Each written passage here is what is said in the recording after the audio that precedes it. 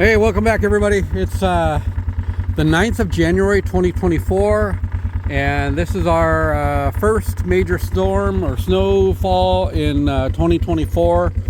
It's been a weird winter. We've had a lot of warm weather and well, warmer than normal and very dry. So this is our first significant snow.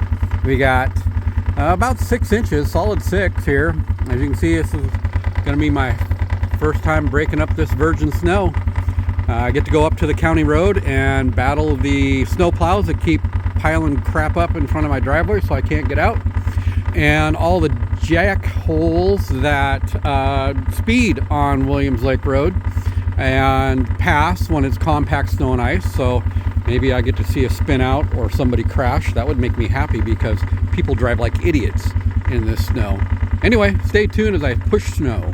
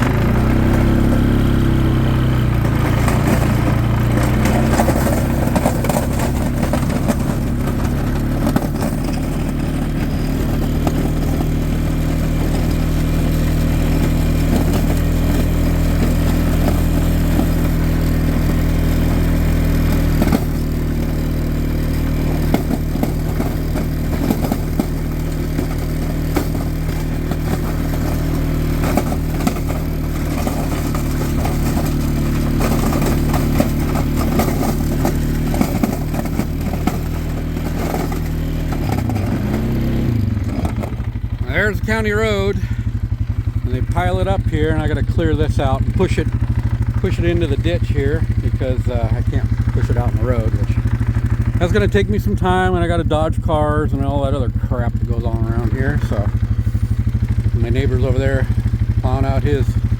Well, here comes a car. But anyway, we'll keep on plowing. That was just my second pass, or first pass all the way around. Alright, that's about 10 minutes worth. Oh, look, they're driving about 50 on compact snow and ice. What a bunch of idiots.